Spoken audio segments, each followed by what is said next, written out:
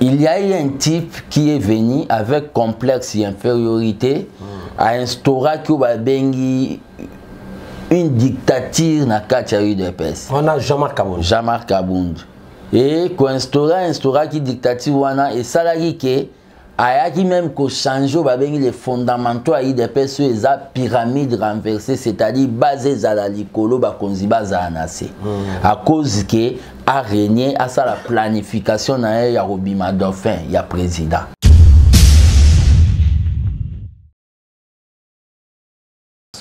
Et message Joanne Komelaki, le secrétaire général Augustin Kabouya, il a eu à m'appeler, tout discuter, à faire voir un point mususu na roue kozalale mususu nazalaki na confusion.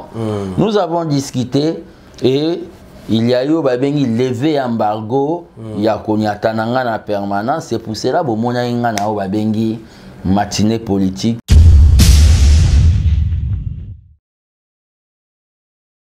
Tout ce qui s'est passé, là vous avez le bienvenu dans la partie, parce que monsieur a déjà vu ça, tout ça, mais là vous avez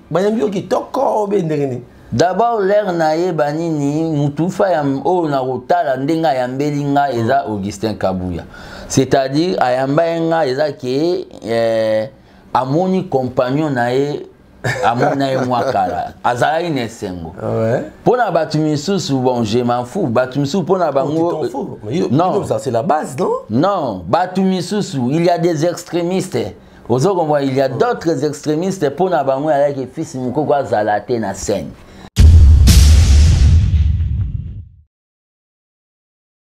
Relation na maman Olive Lembe Kabila eza relation babengi socio-humanitaire.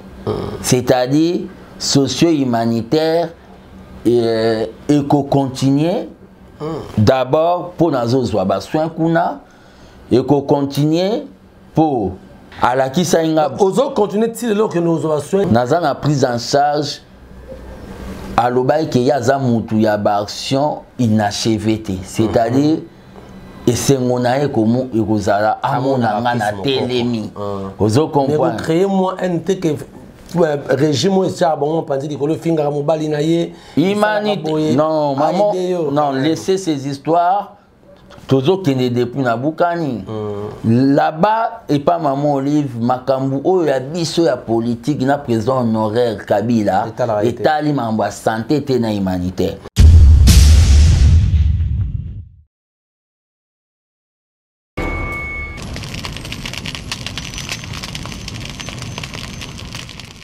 Merci, madame, messieurs. Mpote Nabino Bansobo Konabiso à travers le monde dans l'émission Nabino Congo Debout. Oyo Wapi Bolanda Kango na Vérité Universelle Télévision. Ici, plutôt Pesakabino. Toutes les informations et à trait na politique et République démocratique du Congo. Comme vous le savez bien, Bandeko Balandi Mbokanabiso, depuis un certain temps, donc on traversait une période très mabé où il y a insécurité dans l'est de la République démocratique du Congo. L'état de siège a été créé, a été instauré plutôt. Donc jusque-là, il y a quand même une avancée ou pas, on le saura à travers cette émission. Est-ce que également, élection, certaines personnes, il y a une certaine opinion qui dit que l'élection au Salama, ils allaient un glissement préparé en avant pour Bokondi à Félix Antoine Tshisekedi, le président actuel. On va parler de ça et nous parlerons également du retour de Fils Mokoko na Katia UDPS. Est-ce qu'il garde toujours de bonnes relations avec l'ancien régime? Oyo Bapotake assistance Tango Azraka na Tango ya Passi et Torolobela Maïmatali Soussou. 4 ans à pouvoir Oyo. Quel est le bilan? Nous en parlerons avec Fils Mokoko, les gardiens du temple, à qui je dis déjà bonjour, Fils Mokoko. Bonjour, Jimmy. Bonne santé d'abord, santé nous autres. Ouais, santé ça bien, par la grâce de Dieu. Meilleur vue na Tutu Baolanda Biso. Oui, parce que c'est la première émission, hein, depuis 2023. Ouais. Meilleur vue na Tutu Baolanda Biso. Nazana nous au balobara sous convalescence. Na beki nazolandela nous ba soin. Jusqu'à ce que les médecins ba kolongola matériel au Bachagina Lokolo. Là, je pourrais dire que je me suis rétabli, mais ça va quand même par la grâce de Dieu. Il y a eu une certaine évolution. Et Santamboka, ça va? Ouais, la situation du pays, je peux dire, ça va, mais ça ne va pas parce que ma frère Nabiso Yaeste Bazav Manakimiate. Très bien. Mais avant de te aller enrôlement, fils Mokoko, enrôlement est banagi depuis le 23, le 23, le 24 Oyo, et il fallait qu'il prenne fin déjà l'élo. Mais c'est 25 jours. Mais là où vont les choses, comment on a que le président Félix a préparé d'avance glissement d'un peu à s'enrôler et puis carte une accusation noir et blanc sous s'enrôler qui je ne sais pas, mais on le verra. Comment au sa lecture il y a situation enrôlement où il y a élection ouais, situation d'élection pour Nabiso UDPS. Tous a d'abord prêt pour les élections. Tous a prêt pour les élections. Avec un glissement préparé en avance. Ils ont engagé qu'à Bango. Ils ont engagé qu'à Bango. Bisoto Hollanda, l'air saigné Zalaka na ba régime et les cas, ce n'était pas un problème. Ils ont un organe d'appui à la démocratie. Mais comment comparaison? Non, non, laisse-moi développer. Tout qui était dans le débat. Ils ont un organe d'appui à la démocratie reconnu dans la Constitution. Donc, Fatih ne peut pas aller faire des injonctions à Séni. Vous comprenez? Fatih ne peut pas aller faire des injonctions à Séni. Il y a eu des gens qui ont dit Maza Abisso, mais au moins qu'à un certain moment, suite à Mamou et Tali timing, Kadima a se contredisant na Babengi délégué Nabisso na Séni, Madame Patricia Seya. Ce qui prouve que Kadima Maza Abisso. Vous comprenez? Azara technicien Mamou Séni. Bateau bazolo ba olobi que par rapport au format à carte noir et blanc. Oui, j'ai déjà pris ma carte. Ok, donc rempli devoir civique, non? Je n'ai pas voulu faire au Kiba Samali, mon président appelé du folklore. Neti mutumwa akendara na fanfare, na bana quartier na bango, ngapena ki na fanfare. J'étais allé moi-même et ma famille kozwa carte de leur terre. Donc nazo zelasiko la suite. Le problème est que na banda koloba Naozongara na maloba moko nani le secrétaire général Augustin Kabouya a outai koloba dernièrement a lobi que carte goza noir et blanc mais soba kangi libata photo abimaka libata mbwa abimaka mbwa. C'est-à-dire donc c'est-à-dire batubaya te na idée ki baloba o eza noir et blanc non. Vous comprenez? Eza noir et blanc non. Le problème qu'il y a bateau bazomona que ce n'est pas bazo pesa ba mot d'ordre que peuple a participé, c'est que balingi peuple wanate sans carte d'électeur. Non, l'opposition l'opposition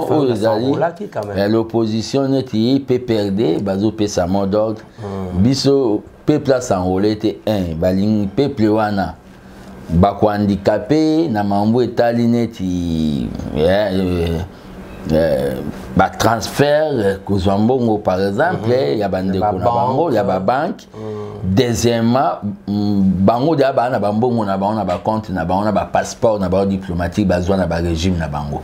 Deuxième eloko lisusu quelqu'un ne peut pas circuler facilement. L'aime soit ça abîme sa passeport, il faut la carte d'électeur. Tout ça. Peu kolobana peuple que aboyi côté processus batu na biso batu to sala kango. To sala ngo na bino bokomba donneur de leçons. Non, to sala ngo to ebi to pesa mot d'ordre que peuple a participé donc ba député na biso pe ba kota parler en 2006 hein. Oui, to pesa mot d'ordre, les pères a pesa mot d'ordre. Mais celui to alara parti et vandara na base tes na racine te mais des pèse koufa. Okay. D'abord, il y a des députés où bah désobéissant, il y a rassemblement net ba Martin Fayoulou ba kota ensemble. Vous comprenez? Il y a eu des députés, il y a rassemblement au bas désobéissance à côté ensemble, à part Fatim Takotate. Vous comprenez? Nathan Tchika. Il y a eu au bas bengi, Batimisu Bakokagi peut continuité à l'île Nampia Kate. Bah c'est débauchant à pouvoir il y a AFDEL, il y a PPRD. Tozi Bakaya ba Bruno Tibala, Tozi Bakaya ba Sami Badibanga. Vous comprenez? Donc donner un mot d'ordre, vous comprenez? C'est la politique des chaises vides pour changer science politique, la science est la même, la politique des chaises vides ne paye pas. Mais quand ils disent que Batobamba s'enrôler, ça veut dire qu'il va participer dans l'élection. Ça pourra handicaper aussi quand même. Non. Il y a présent Félix. Non, non, non. Balobi, les chiens à boire, la caravane passe. Même en matière des élections, ils en ont bengi au voté candidat Jimmy, tu voté candidat Ange Kachila, candidate. Ce que monipe qui n'a pas balo voté moutouté, au s'abstenir, c'est la démocratie. Vous comprenez? Kobo y en a pas cause de carte d'électeur, c'est aussi la démocratie. Ils se sont abstenus à remplir au babengi devoir civique na bango. Vous comprenez? Mais tant que au babengi acteur politique. La politique des chaises vides ne paye pas. Vous comprenez? Les champs à bois maintenant, la caravane passe. C'est bon à flèche. Mais fils Moukoko, les gardiens du temple, vous êtes candidat, parce qu'il y a une certaine bouche, fils Moukoko, alors la candidat na Moamba, na ma tête, je ne sais pas. C'est vrai? Ouais, na ambition ya postuler comme député national, pas député provincial. Na circonscription ya Moamba, wa nazo mona matete, Lemba, Limete, Kisenso, Nangaba. Nazana ambition wana oyo nazo lingana zara molobeli ya babola, c'est-à-dire candidat ya bato bazanga bandeko ya. Toko au moment opportun, tellement que l'IDP c'est un parti organisé, tous en structure mobimbo babengi CEP, commission électorale du parti où ils a dirigé na ex-secrétaire général Germain Chabani. C'est là où on va un peu compiler, sélectionner les candidats, mais on a déjà une ambition. Moustique n'est piqué aux ambitions, parce que je ne vous ai jamais entendu parler de ça dans sa nouvelle émission. Aux gardiens du temple. Au dit que la temple est nani parce qu'il y a au gardara temple. Moustique n'est piqué. D'abord, j'ai fait 5 ans, j'ai été constant dans le bas qui est dans Salaté. Il n'y a pas quelqu'un qui m'a vu dans son bureau pour lui dire que Tchanga Tanaya Kate Nazouatambongo. Pendant 5 ans, comme 4 ans. Maintenant, je me suis décidé, Yahoko Tanao va faire d'État pour parler réellement au babengi pour na peuple na biso parce que tout le monde a peu mingi bazawana ba okina bango kuna qui sont pour Atomboli, qui sont contre Atomboli, qui s'abstiennent à Atomboli ermo ba olo ba faire d'état ba olala na bango. Vous comprenez? Ba lali vraiment netengi a utaki matanga. Donc ba toi tout il faut peuple ça bango babengi table rase acha vraiment au babengi des vrais activistes au Barozala vraiment en action pour l'intérêt. C'est pour cela que je suis candidat. Au moment opportun, on n'annonce pas la candidature dans aucun carte d'électeur. Qu'est-ce que vous allez apporter, ce que les gens n'ont pas fait? Que les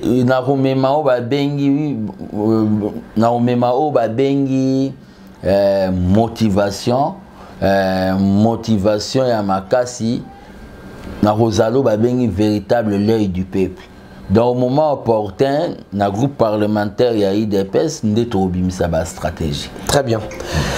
Merci madame, messieurs, je crois vous comprendre fils Moukoko les gardiens du temple. Oyo Toyebaka il y a longtemps parmi les gens qui ont milité pour que l'UDPS aussi les lots ils ont la place au Pézali parmi tant d'autres.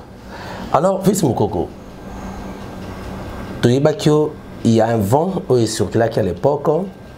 Tout le monde a dit qu'on doit continuer de pester. au salaire accident, UDPS et Sundola Kyo. La personne qui vous a aidé, c'est ex-femme, première dame, maman Olive Lembe. Aida Kyo, qui est dans le centre, qui est dans Chip. Bibois, qui va traiter yo au sein de l'émission, on félicite qui est et ça veut créer une frustration entre yo na niveau ya partie na yo au yo longwa qui te dit que longwa ka on est sur côté mais subitement nous avons vu sur la toile ma photo na Augustin Kabouya aux ongi de pes ce que aux garder relation nini na ex première dame Bokabwani. D'abord, on a précisément on jamais colongo UDPS pour mouta olongola na UDPS pe na na botamaki. Non, l'UDPS il y avait au babengi des divergences il y a ba point de vue. Il y avait au babengi un certain Hitler nommé Messie Jean-Marc Kabou. Oui, ayaki ko sala ke a changé politique, il y a eu des pèses ko se kate 500 gigas 500 gigas na ba fanatique na e. Vous comprenez? Ngapé Nazara porte net hier ba fanatique o yanga ba benga gardien du temple prophète politique. Kabou a pe ba benga ke moi na bouté. Vous comprenez? Le problème qu'il y a c'est quoi? Il y a eu un type qui est venu avec complexe et infériorité à instaurer une dictature dans le UDPS. On a Jean-Marc Kabound. Jean-Marc Kabound. Et qu'on instaurer une dictature, et ça l'a dit que ayaki même qu'on change les fondamentaux à UDPS sur les pyramides renversées, c'est-à-dire basées à la licolo, à cause que a régné à ça la planification na ya Robima Dauphin, il y a président. OK, qui vous conseille ou t'es pas ensemble. Vous comprenez? Ce monsieur là tellement on se déclaré ka o babengi qui est candidat président de l'UDPS après 2 mandats à Fati. Vous comprenez? Je suis candidat président de l'UDPS après 2 mandats à Fati. Pour naïe qui face à la élimination babengi politique nanga. C'était du réel ou bien pour lancer le passe? Non, c'est du réel. J'ai des ambitions de diriger l'UDPS parce que j'ai tout un projet de société où ils ont dénommé Congo Eldorado. Projet de société où les combattants ba politique mais na rendre ba peu ba comme babengi ba artère économique. Wana to lobela on a mon pour. Le problème est ça.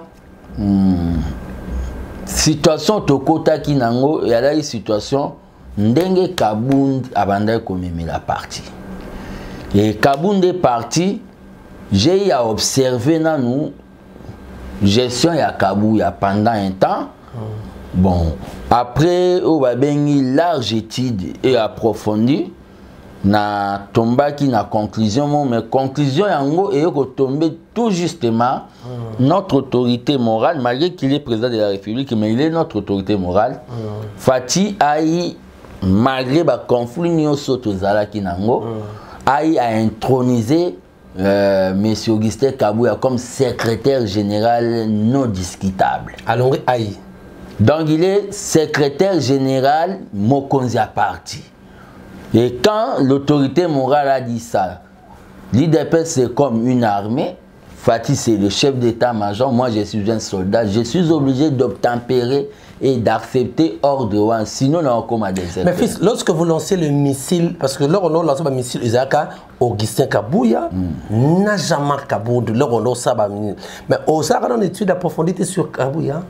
Vous savez, dans une guerre, quand on est dans une guerre, on veut lancer la missile, bêta ngote. À bout portant.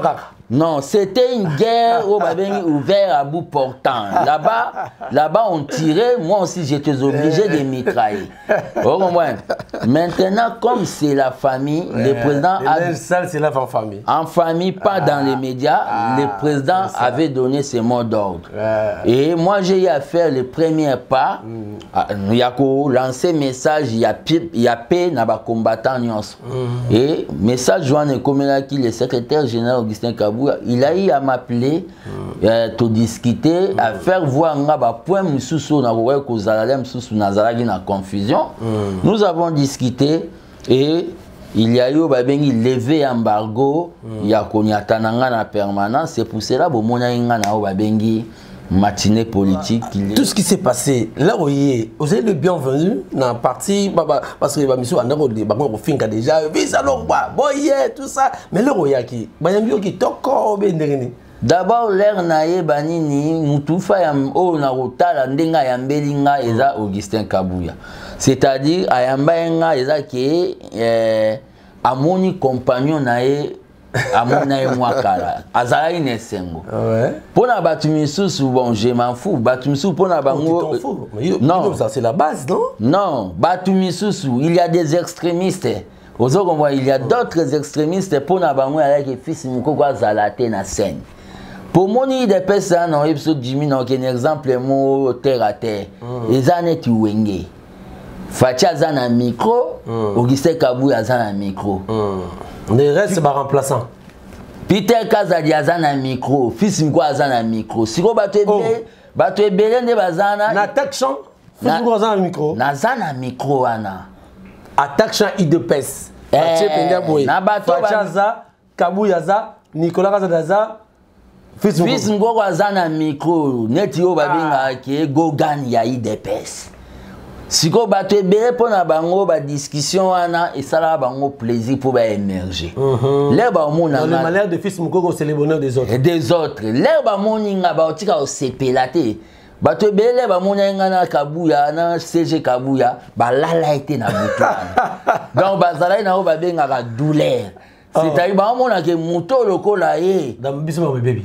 Makambo baby te to koko yemba isusu te na podium wa ya IDPS bato ebende baza ba yebi yango okombo yango nde na websa bango bazala tranquille ba disciple autotika na websi bango ba bien bazala chole ba wana ba petit nanga donc bango tout bazana bango ba petit nanga nazo websa na bato bazo banga présence nanga bazala tranquille to travailler na biso na ba bengi esprit d'équipe sans esprit d'équipe nde na lobaki que on ne va pas dans une guerre dans la division et espérer la gagner.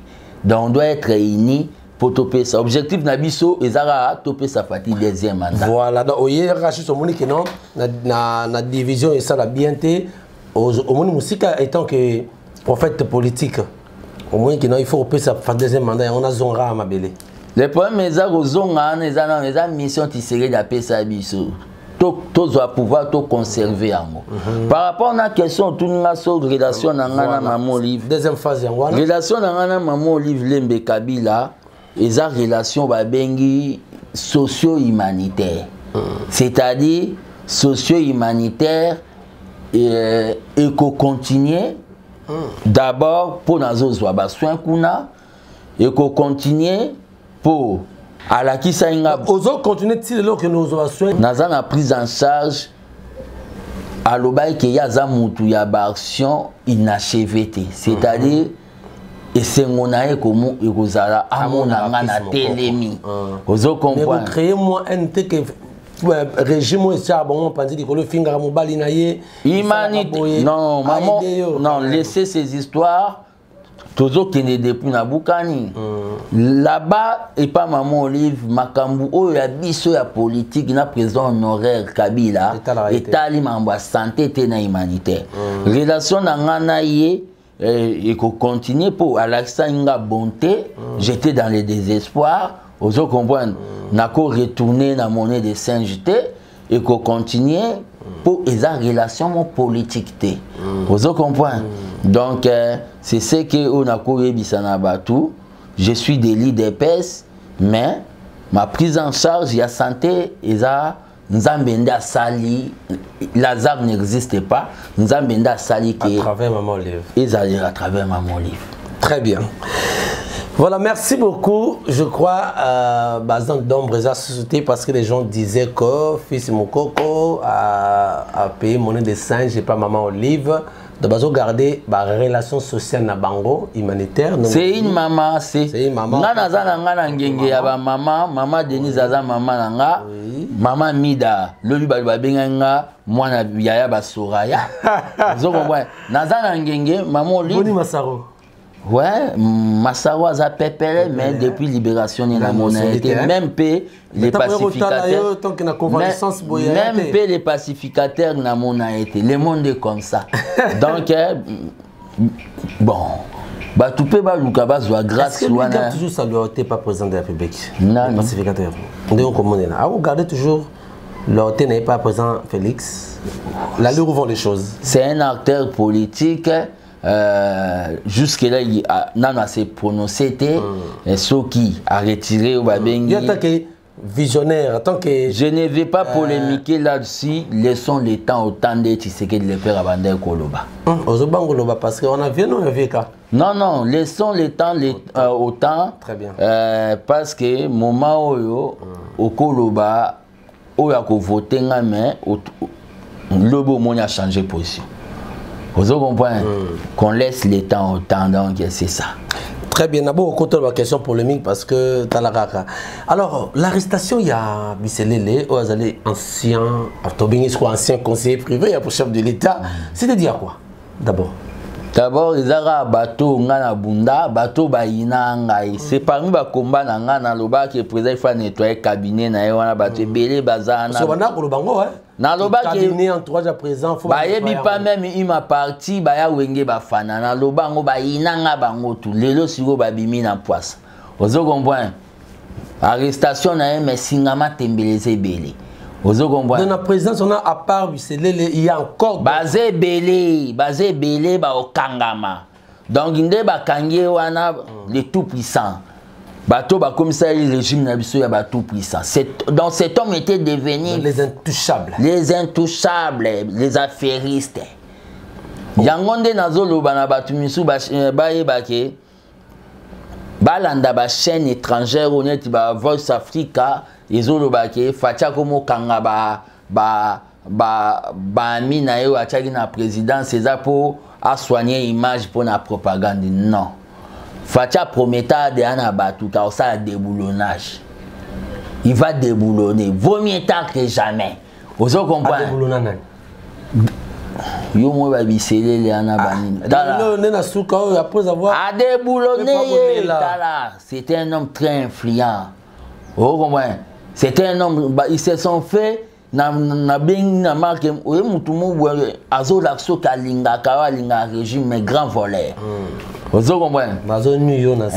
Na nuit yonase, tina ba rêve à coup d'état. C'est pour ça qu'on a profité pour donner aussi de ça.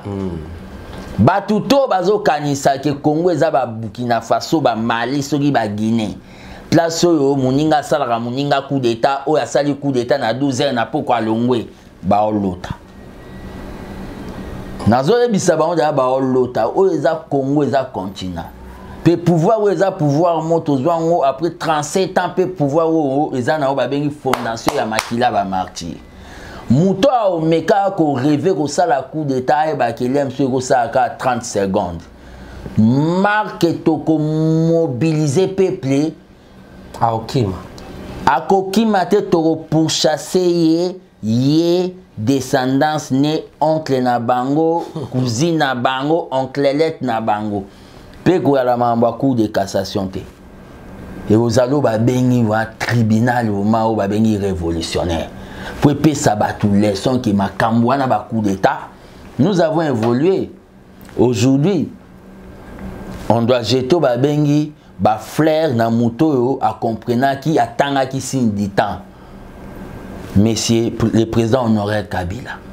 Tant que militaire, il n'a pas voulu résister au pouvoir. Il a fait une passation pacifique à pouvoir. C'est aujourd'hui. Quand un militaire comme Kabila a fait une passation pacifique au pouvoir qui laisse la démocratie et tambola. Yozolinga, Oyazong Sabso marche en arrière, on ne te laissera pas le temps. Très bien. Le 24 janvier 2019, 24 janvier 2023, ça fait exactement 4 ans déjà, depuis président Félix Antoine Tshisekedi de Tshilombo au pouvoir. Nini, Oyotoko Koloba, 4 ans Goyo. Le lobo on a messe, tout à l'heure, beaucoup de messes dans la cathédrale. 4 ans. Sur le plan de bilan, personnellement, moi je laisse. Vous avez failli quand même. Non, non. Au courant que. Non, c'est toi qui l'as dit. Tu m'as posé la question, laissez-moi répondre. Moi, j'aime pas répondre dans le lobby. 4 ans, fils Mko fait les bilans. Je ne peux pas faire. Lecture est positif. Lecture est positif. Tu vas sentir yango te parce que le mal ici est kotaki jusqu'à la moelle épinière. Mais lecture est positif. Makambweze belé oyo mokonzambo kasali. Mais le bilan sera démontré noir sur blanc après le résultat de l'élection au Kenya. Donc, vous êtes fier président Félix, au tapé poitrine que ça va. Au non, ça va. Le bilan est positif sur beaucoup de points, ça demandera toute une émission.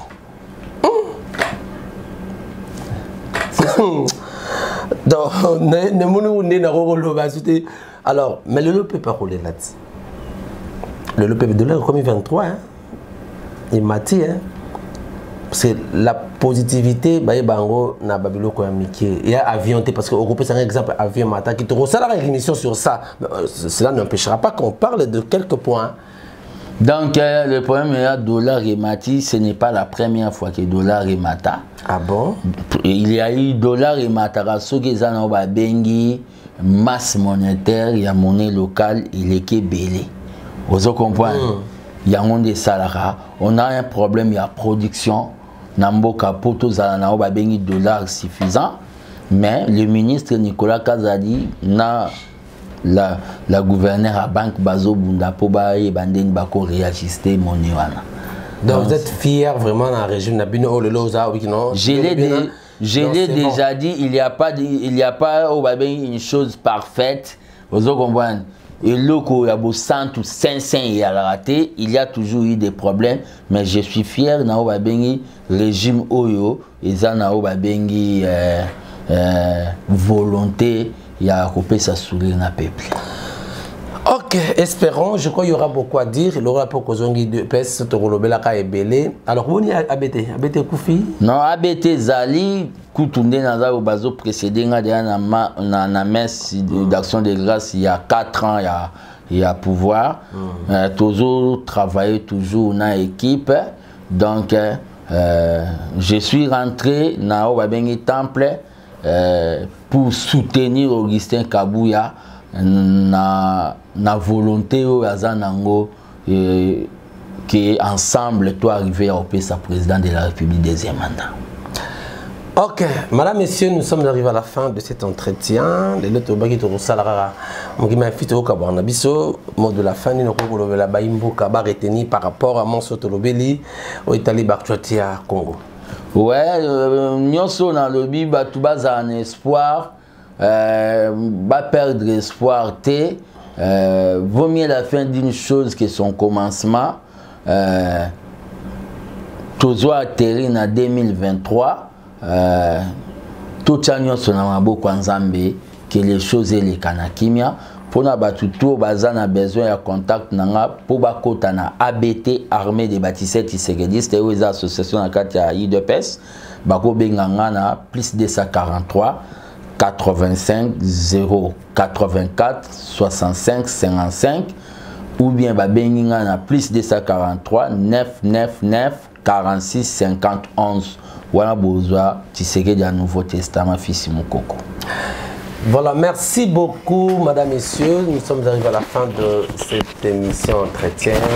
C'est un plaisir, il y a Mbapo Nabino, fils Mukoko, Azali Moko, il y a Baï Idepes, Tokobenge, le gardien du temple, le prophète politique. Il y a Idepes dans Toyamba qui est Tobeti Masolo. Mais il y avait beaucoup d'autres points parce qu'on voulait aussi parler de la situation dans l'Est par rapport à la force régionale. Mais je crois que Toyamba est prochainement pour que Tolobela Makambouana Nyonso, désormais, beaucoup l'andaka fils Mokoko, de temps en temps, lorsqu'il y a des actualités politiques. Awana Vérité Universelle Télévision. Merci à Steve Chinguta qui était derrière la caméra. Merci l'assistance. Il y a Biou Anskachila. Merci, ça fait longtemps. Na Monaye, merci aussi la Banderonios. Alors, continuez toujours à vous abonner. Je sais que peut-être il y a eu un temps, mais je vous dis que nous sommes de retour. Abonnez-vous massivement, nous sommes là pour vous servir. Alors, ceux qui nous ont besoin de nous, tout prochainement pour un autre numéro. Ciao.